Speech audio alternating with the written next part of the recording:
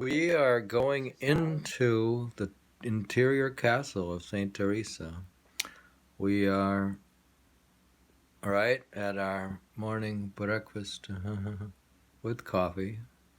We're going into the castle. She's teaching us how. Treat.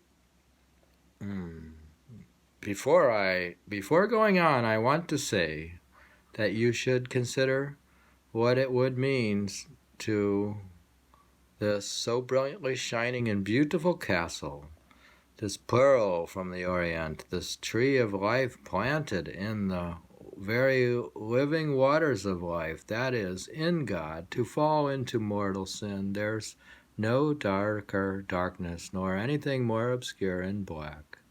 We shouldn't want to know anything else than the fact that although the very sun that gave the soul so much brilliance and beauty is still in the center, the soul is as though it were not there to share in these things. Yet it is as capable of enjoying His Majesty as is crystal capable. The very sun who has given the soul so much brilliancy and beauty, it says. Crystal capable of reflecting the suns. This is very good, actually. Yeah, I like that. Take a photo. We just took a photo. We are taking a photo. Brilliance. Nothing helps such a soul, and as a result, from all the good works it might do while in mortal sin are fruitless for the attainment of glory, since these works do not proceed from that principle which is God, who is the cause of our virtue being really virtue, and are separated from Him. We cannot be pleasing in His sight, since after all the intention of anyone who commits a mortal sin is to please the devil, not God. The poor soul becomes darkness itself, because the devil is darkness itself. I don't like Well, I like to escape all of that. Yeah, dear, then I suggest you read highlights. Why don't we just pick and choose? I told you to pick and choose. I know a person to whom our Lord wanted to show what a soul in mortal sin was like.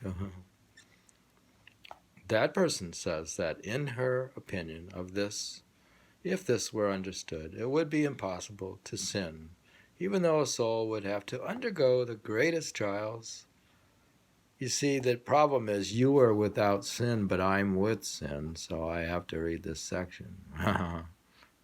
Greatest trials imaginable in order to flee the occasion. So the Lord gave her a strong desire that all might understand this. May He give you, daughters, the desire to beseech Him earnestly for those who are in this state, who have become total darkness, and whose works have become darkness also. For just as all the streams that flow from a crystal clear fount are so clear, the works of a soul is in grace, because they proceed from this fount of life in which the soul is planted like a tree, are most pleasing in the eyes of both God and man. There would be no freshness, no fruit, if it were not from this fount sustaining the tree, preventing it from drying up and causing it to produce good fruit. Thus, in the case of the soul that through its own fault withdraws from this fount and plants itself in a place where the water is black and foul-smelling, everything that flows from it is equally wrenched. Can you not read that loud? Dear, she's saying the soul shouldn't disconnect from the fountain. Sweetie, I know, but I don't like all those parallels, ugly parallels. I wanted to speak only of the positive side.